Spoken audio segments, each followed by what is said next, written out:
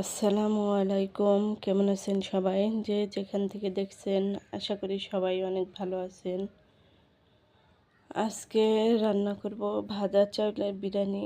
আমরা তো সবসময় পোলার চাল দিয়ে বিরিয়ানি রান্না করে খাই। আজকে একটু ভিন্নভাবে রান্না করে খাবো।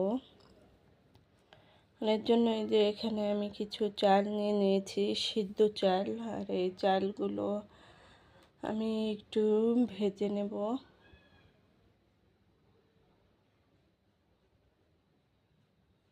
আর এইভাবে এই যে চালগুলো ভেজে রান্না করলে বিরিয়ানিটা খেতেও খুবই ভালো হয়। আর চালগুলো একবারে ভালো করে ভেজে নেব। আর এই তো চালগুলো এদিকে ভাজা হয়ে গেছে। আর এখন একটা বলে কিছু পানিতে আমি ভিজিয়ে নেব চালগুলো। আর এই চালগুলো প্রায় আধা ঘন্টার মতো আমি ভিজিয়ে রাখবো। আর ভিজানোর পর ভালোভাবে ধুয়ে নেব।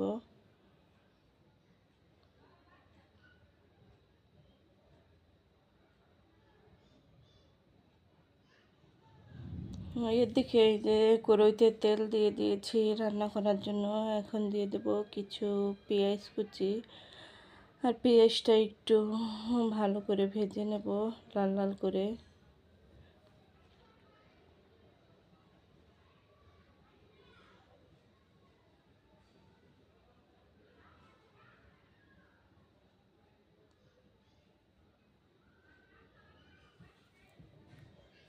পেঁয়াজটা ভাজা হয়ে গেছে। আর এখন দিয়ে দেব 2 চামচ আদা রসুন বাটা। দিয়ে দেব 2 চামচ মরিচের গুঁড়া।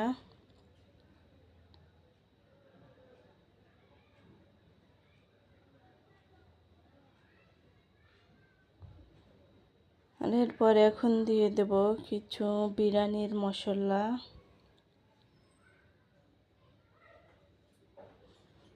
দিয়ে দেব কয়েকটা তেজপাতা, গরম মশলা। আর পরিমাণ মতো দিয়ে দেব লবণ।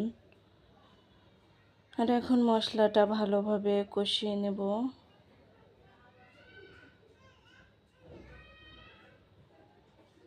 সামান্য পরিমাণ পানি দিয়ে মশলাটা একটু ভালো করে কষিয়ে নেব।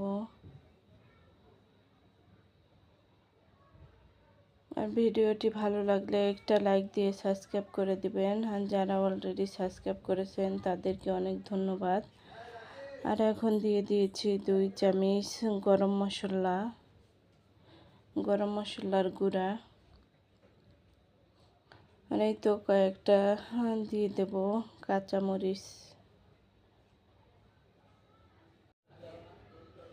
আর এখন দিয়ে দেব কিছু চিকেন।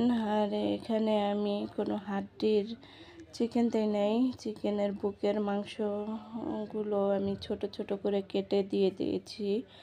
আর এই মাংসটা দিয়ে আমি মশলার সাথে ভালোভাবে মাংসটা কষিয়ে নেব।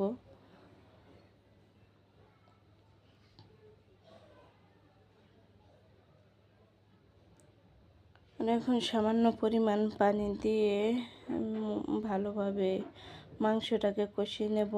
আর একটা ঢাকনা দিয়ে কিছুক্ষণ রান্না করে নেব।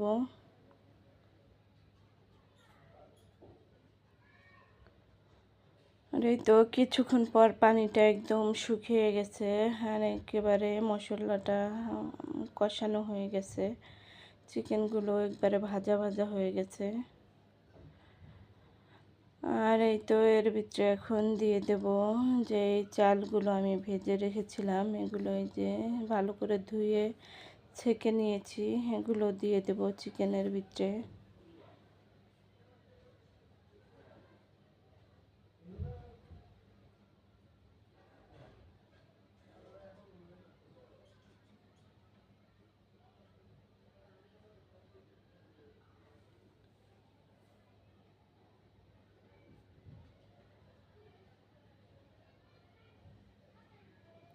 আর এই তো এখন দিয়ে দিয়েছি অল্প কিছু পানি।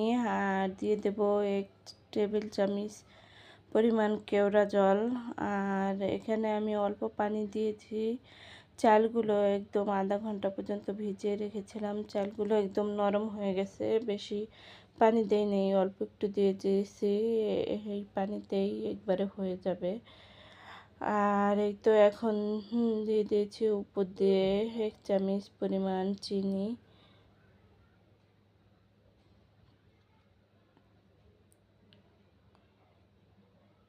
এখন এই যে ঢাকনা দিয়ে ঢেকে কিছুক্ষণের জন্য রান্না করব।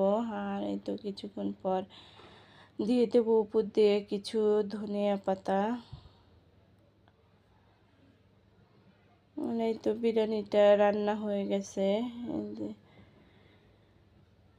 আর এই বিরিয়ানিটা খেতে কিন্তু খুবই মজা হয়েছে। আজ এ পর্যন্তই, আবার দেখা হবে নতুন কোনো ভিডিওর সাথে। আল্লাহ হাফেজ।